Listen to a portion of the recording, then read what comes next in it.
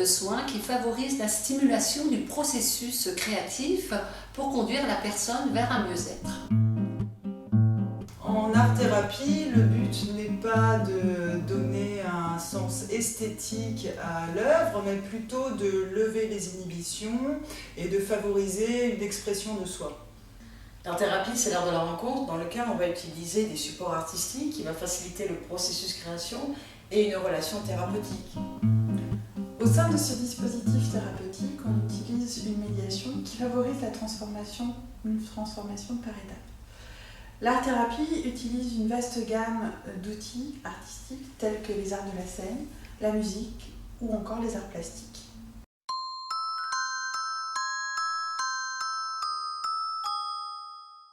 L'art-thérapeute est à la fois un artiste et un thérapeute. Ce praticien doit pouvoir aider son patient dans sa créativité, mais aussi faciliter son expression au-delà des mots.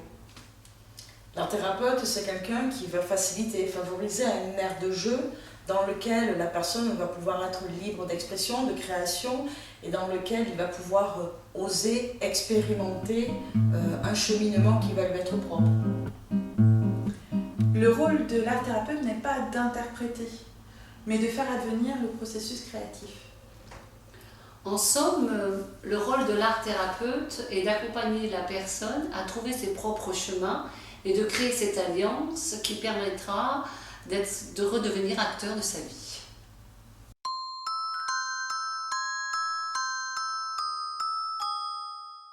Alors moi, je viens du monde de l'animation.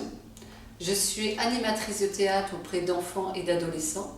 De plus, j'anime des ateliers auprès de personnes qui sont en situation de handicap. Et c'est cette rencontre entre la pathologie et l'art qui m'ont interrogée.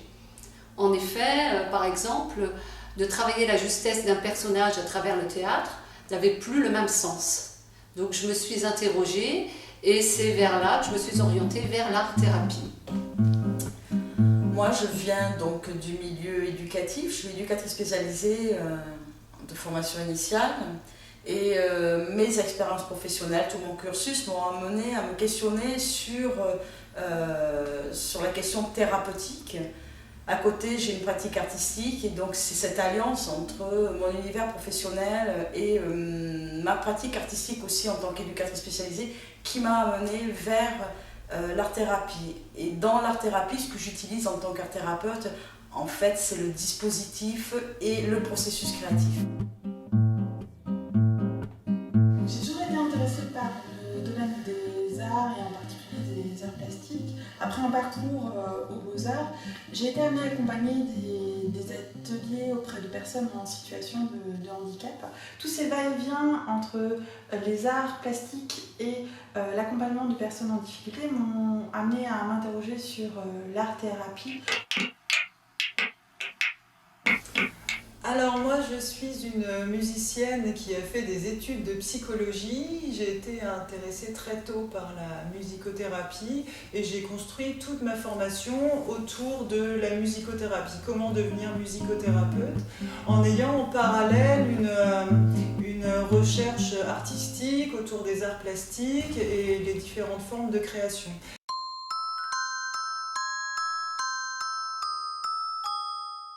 Processus, c'est déjà une action en fait. Tu processes, donc transformer. Donc il y a un verbe d'action en fait là-dedans. Donc c'est aussi tout ce qui se passe. C'est pas la création en elle-même, mais c'est tout ce qui se passe pendant cette création. C'est-à-dire ce lâcher prise, cette dispersion de l'attention, la créativité, l'imagination, l'inventivité qui va se passer pendant ce phénomène de création. Tout ce que cette création va englober dans l'action.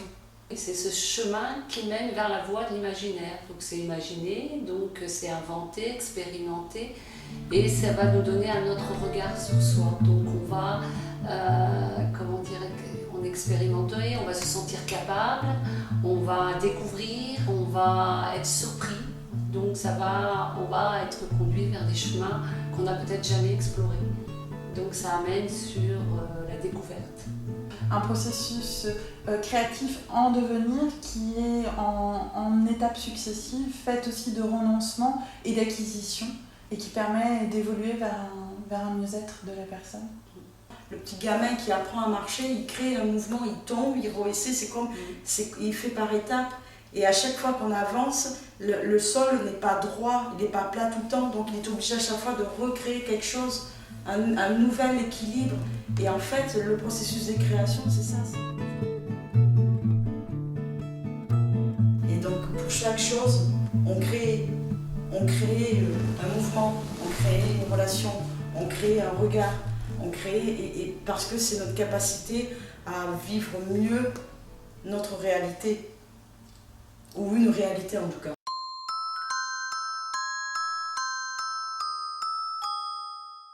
Quand on ressent une émotion négativement, eh ben, l'art-thérapie permet de sortir cette émotion dans l'objet créé et de déposer sa souffrance dans cet objet.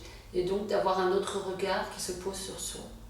L'art-thérapie par rapport à la psychothérapie, ce qu'elle va amener un petit peu de nouveau, ça va être le positionnement de l'art-thérapeute et le regard et la manière dont il va mettre en place le dispositif thérapeutique qui va accompagner la personne et être en relation peut-être plus directe grâce à un objet ou un support qui n'est qu'un prétexte en fait.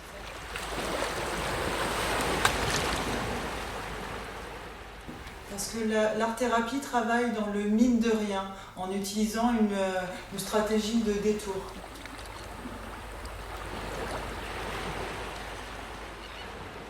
Il utilise une médiation et cette médiation sert dans le cas d'une triangulation qui permet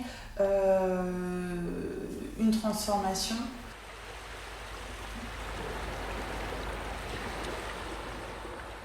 On utilise le jeu, quand on utilise des choses qui sont ludiques, ça permet justement d'apporter cette légèreté face à des choses qui sont peut-être très lourdes, dehors de la souffrance, et qui rendent quelquefois impossible le parler, le verbe, alors que là, comme on passe par un intermédiaire, la parole après peut se libérer peut-être plus facilement.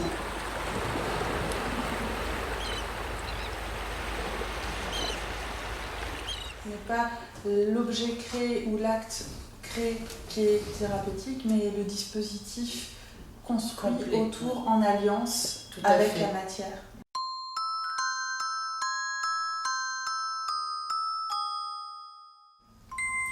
Tout le monde. L'art-thérapie s'adresse à tout le monde, à tous les âges. Aucune aptitude artistique n'est exigée. Elle s'adresse à différents publics et qui cheminent à différents moments et différentes étapes de leur vie. Mais elle peut s'adresser particulièrement à des personnes qui ont des difficultés à s'exprimer verbalement avec les autres. Les institutions peuvent faire appel aux art-thérapeutes, les particuliers peuvent faire appel aux art-thérapeutes et à l'art-thérapie. Ça peut se faire à l'individuel, ça peut se faire en groupe. Et comme tous les supports artistiques sont utilisés, chaque patient peut trouver, suivant ses possibilités et ses capacités.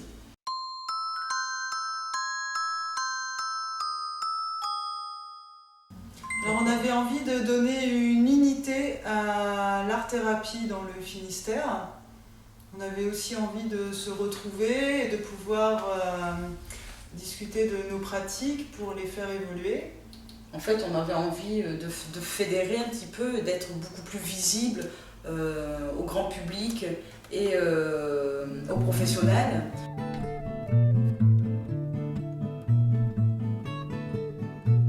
Nous avions aussi d'avoir des lieux de réflexion, des lieux où nous pouvions nous retrouver, parce que malgré tout, ce sont des pratiques dans lesquelles nous sommes seuls, et il était important que les art-thérapeutes puissent aussi partager et avoir des temps de réflexion sur leurs pratiques, des temps d'analyse. Et surtout de faire connaître une discipline qui est encore peu connue du public et qui commence à se faire connaître dans le monde du soin.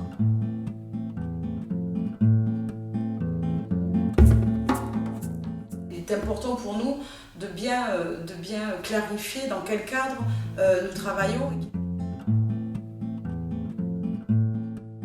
Le rôle de l'association est de vous accueillir, vous professionnels, art-thérapeutes ou autres professionnels qui désirez travailler autour de l'art-thérapie, au travers de différents supports comme des réunions d'information, des réunions de réflexion ou des moments de formation.